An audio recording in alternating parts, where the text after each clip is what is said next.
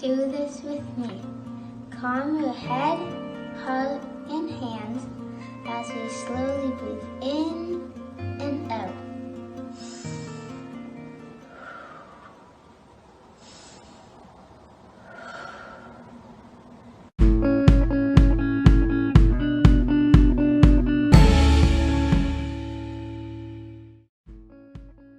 Let's enter God's story together. Here's the story symbol for the part of God's story that we'll be spending time in today. I wonder what clues it gives us about the story we're about to hear. Listen closely as we read the story together to see which story our symbol represents.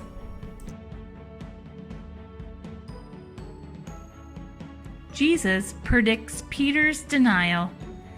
Matthew 26, verse 31. Then Jesus told them, "This very night you will all fall away on account of me. For it is written, I will strike the shepherd, and the sheep of the flock will be scattered." Jesus was very sad. It was late at night. Jesus and his disciples were walking towards the Garden of Gethsemane. Jesus knew this was going to be a difficult night. He knew that he would soon be leaving his friends. He would be nailed to a cross, and he would suffer and then die. But he willingly went ahead anyway. Jesus looked around him. It was good to have friends with him as he faced this sad night. I wonder if you feel braver or stronger when you have your good friends around you.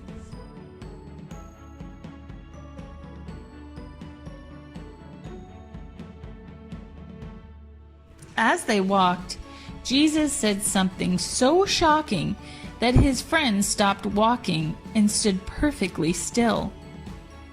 "Listen," Jesus said, "tonight each of you will run away and leave me alone."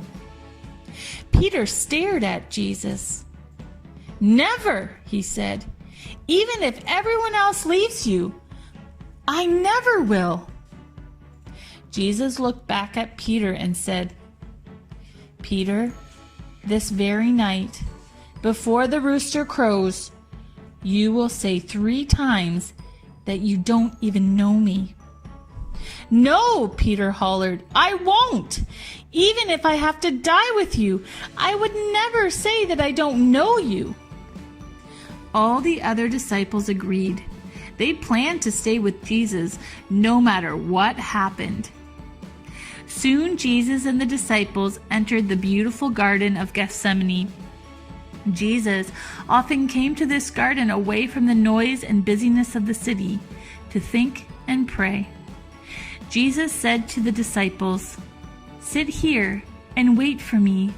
I am going up the path a little way to pray." Jesus took Peter, James, and John with him. They were Jesus' closest friends. Jesus leaned close to them. "Listen," he said. "Tonight I am very sad. Please stay and keep watch with me so I won't feel so alone." Then Jesus walked to another part of the garden. He fell with his face to the ground and prayed to God. "Father, please, if it's possible, don't let me go through the terrible suffering that is planned for me."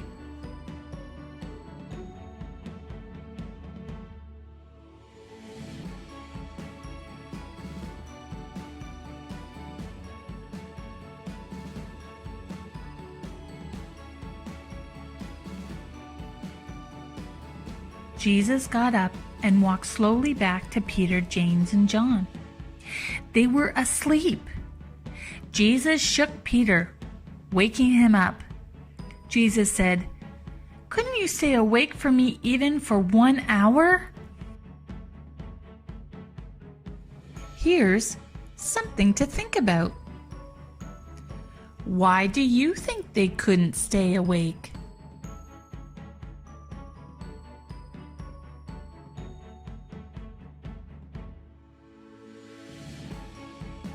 Once more, Jesus walked away. Once more, he knelt down and prayed, "Father, if it's not possible for me to avoid suffering on the cross, I will do what you want me to." Again, Jesus returned to the disciples.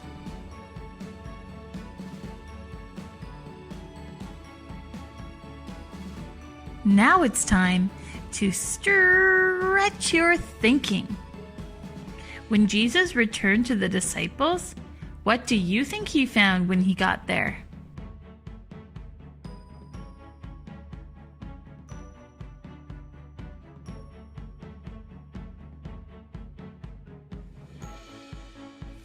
Yes, his friends were sleeping again. So Jesus left them again and walked away to pray. Then, sad and alone, he returned to his friends. They were still asleep. "Wake up," Jesus said. "The time has come. See the angry men coming towards us, the ones carrying torches and swords and clubs. They are coming to arrest me."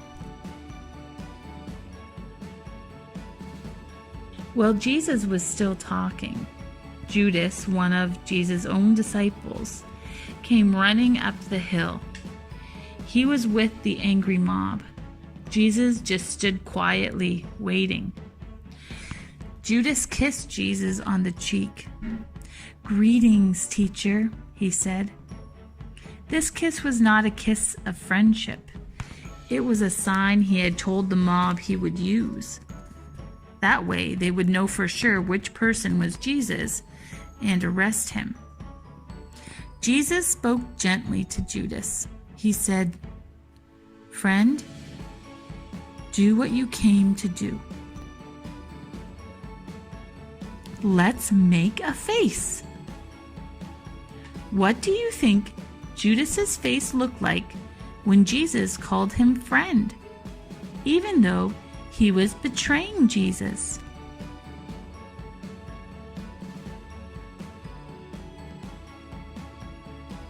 When the angry mob saw which man Judas kissed, they grabbed Jesus and arrested him.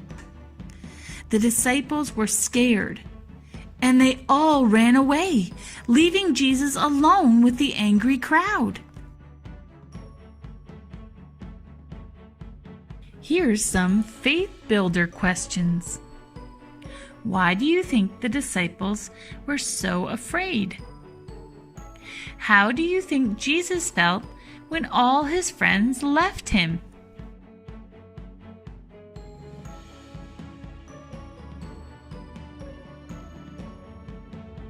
Now it's your turn to respond to the story.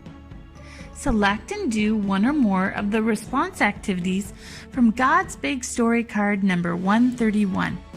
Or check out 5 ways to retell a Bible story with kids for some fun ways to retell this story. For an easy extra this week, create a book together about this part of God's story. Create one book by having the children work together, writing the sentences and drawing pictures to show each part of the story.